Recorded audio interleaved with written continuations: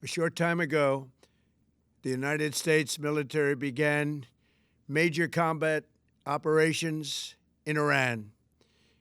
Our objective is to defend the American people by eliminating imminent threats from the Iranian regime, a vicious group of very hard, terrible people. Its menacing activities directly endanger the United States, our troops, our bases overseas, and our allies throughout the world. For 47 years, the Iranian regime has chanted death to America and waged an unending campaign of bloodshed and mass murder, targeting the United States, our troops, and the innocent people in many, many countries.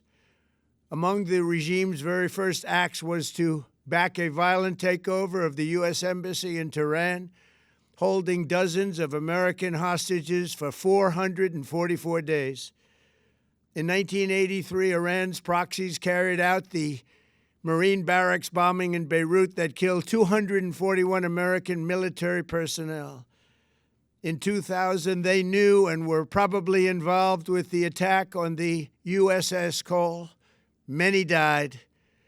Iranian forces killed and maimed hundreds of American service members in Iraq. The regime's proxies have continued to launch countless attacks against American forces stationed in the Middle East in recent years, as well as U.S. naval and commercial vessels in international shipping lanes.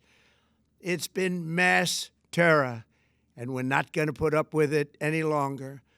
From Lebanon to Yemen and Syria to Iraq, the regime has armed, trained, and funded terrorist militias that have soaked the earth with blood and guts. And it was Iran's proxy, Hamas, that launched the monstrous October 7th attacks on Israel, slaughtering more than 1,000 innocent people, including 46 Americans, while taking 12 of our citizens hostage. It was brutal, something like the world has never seen before. Iran is the world's #1 state sponsor of terror and just recently killed tens of thousands of its own citizens on the street as they protested. It has always been the policy of the United States, in particular, my administration, that this terrorist regime can never have a nuclear weapon. I'll say it again, they can never have a nuclear weapon. That is why in Operation Midnight Hammer last June, we obliterated the regime's nuclear program at Fordow, Natanz, and Isfahan. After that attack, we warned them never to resume their malicious pursuit of nuclear weapons, and we sought repeatedly to make a deal. We tried. They wanted to do it. They didn't want to do it. Again, they wanted to do it. They didn't want to do it. They didn't know what was happening. They just wanted to practice evil. But Iran refused, just as it has for decades and decades.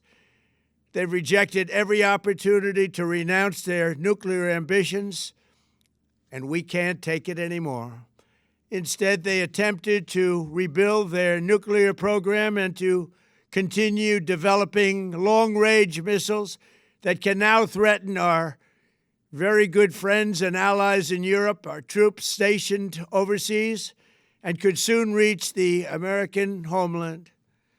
Just imagine how emboldened this regime would be if they ever had and actually were armed with nuclear weapons as a means to deliver their message. For these reasons, the United States military is undertaking a massive and ongoing operation to prevent this very wicked, radical dictatorship from threatening America and our core national security interests. We are going to destroy their missiles and raise their missile industry to the ground. It will be totally, again, obliterated. We're going to annihilate their Navy. We're going to ensure that the region's terrorist proxies can no longer destabilize the region or the world and attack our forces and no longer use their IEDs or roadside bombs, as they are sometimes called, to so gravely wound and kill thousands and thousands of people, including many Americans. and we will ensure that Iran does not obtain a nuclear weapon. It's a very simple message. They will never have a nuclear weapon. This regime will soon learn that no one should challenge the strength and might of the United States Armed Forces.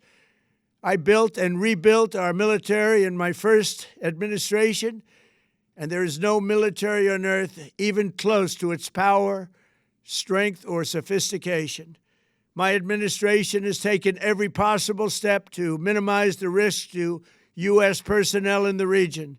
Even so, and I do not make this statement lightly, the Iranian regime seeks to kill. The lives of courageous American heroes may be lost, and we may have casualties. That often happens in war. But we're doing this not for now. We're doing this for the future, and it is a noble mission. We pray for every service member as they selflessly risk their lives to ensure that Americans and our children will never be threatened by a nuclear-armed Iran. We ask God to protect all of our heroes in harm's way, and we trust that, with His help, the men and women of the armed forces will prevail. We have the greatest in the world, and they will prevail. To the members of the Islamic Revolutionary Guard, the armed forces, and all of the police, I say tonight that you must lay down your weapons and have complete immunity, or, in the alternative, face certain death.